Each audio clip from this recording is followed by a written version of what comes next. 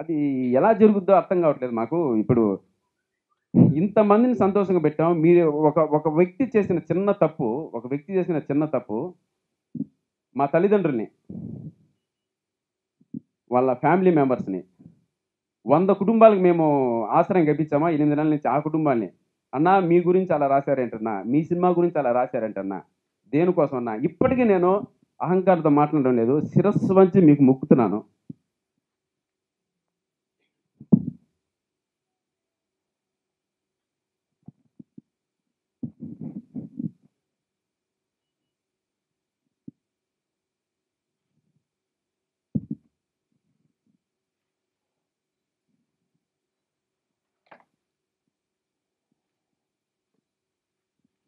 కాదు సార్.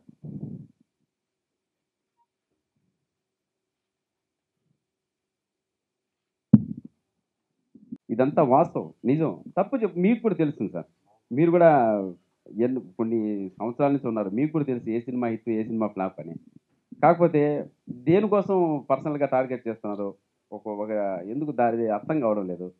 ఏదైనా ఉంటే ఇప్పుడు ఇలా ఉంటుంది, ఇలా ఉంటుంది అంటే ఇప్పుడు ఈ సినిమాకి నేను కొత్తగా తేలేదు. కొత్త స్క్రీన్ ప్లే రాయలేదు. కొత్తగా నరేట్ చేయలేదు. కాకపోతే నేను నమ్ముకునేది ఏంటంటే ఉన్న సీన్స్‌నే సెంటిమెంట్ సీన్స్ పైన కాన్సంట్రేట్ చేసి అది బలంగా మనసులకు హత్తుకునే విధంగా చేస్తే చాలు అనుకున్నాను. ఈరోజు థియేటర్‌లో అసలు టాపులు ఎగిరిపోయే రెస్పాన్స్ వస్తుంది. 'దానవీర సూరకర్ణ' డైలాగ్ గాని, ఆ 'పరశురాముడు' డైలాగ్ గాని, సెంటిమెంట్ సీన్స్ కానీ, నా డాన్స్ కానీ చాలా వరకు మనకు ది బెస్ట్ చేయొచ్చు. బట్ ఎందుకో అది ఓపెన్‌గా చెప్పేస్తున్నాను. సపోర్ట్ దొరకలేదు కొన్ని చోట్ల నుంచి.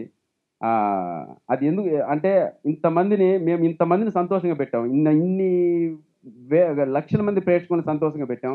మా సినిమా తీసి చాలామంది పరిశ్రమలో వాళ్ళని సంతోషంగా పెట్టాం. వాళ్ళకి డబ్బులిచ్చాం. వాళ్ళని హ్యాపీగా ఉంచాం. మనం కూడా కలిసి చాలా దూరం ప్రయాణం చేశాం. కానీ మా సంతోషాన్ని ఎందుకు చూడాలనుకోలేదో అర్థం కావట్లేదు. పర్సనల్‌గా మనకేమైనా టార్గెట్ ఉంటే మనము పక్కన కూర్చొని మాట్లాడుకోవచ్చు.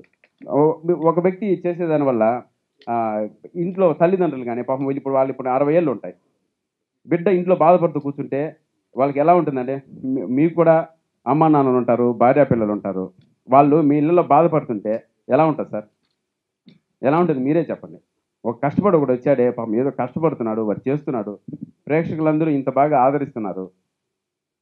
దేనికోసం అదేందో నాకైతే అర్థం కాలేదసలు. సరే, ఇప్పుడు మీ పాయింట్ ఆఫ్ వ్యూలో ఉంది. ఓకే. మీ పాయింట్ ఆఫ్ వ్యూలో రాశారు. అదే ఇప్పుడు జనాల పాయింట్ ఆఫ్ వ్యూలో ఇప్పుడు మళ్ళీ ఎంకరేజ్ చేయొచ్చు కదా! నేను ఏం మాట్లాడుతున్నానో అర్థమవుతుంది సార్. నాకు 100% కాన్సంట్రేషన్‌తోనే ఉన్నాను నేను. దాని గురించే మాట్లాడుతున్నాను. అది మీకు కూడా తెలుసు. సప్తగిరి ఎందుకు ఇలా బాధపడుతున్నానని. బట్ ఈరోజు అహంకారంతో మాట్లాడడం లేదు. సప్తగిరి గెలిచాడు. మా ప్రొడ్యూసర్ రవికిరణ్ గారు గెలిచారు. ప్రేక్షకులు మమ్మల్ని గెలిపించారు. ఇది నిజం. ఇది వాస్తవం. ఇప్పుడు ప్రేక్షకుల పాయింట్ ఆఫ్ వ్యూ నుంచి మమ్మల్ని ఆశీర్వదించండి. ప్రేక్షకుల పాయింట్ ఆఫ్ వ్యూ నుంచి మాకు మీ సపోర్ట్ కావాలి.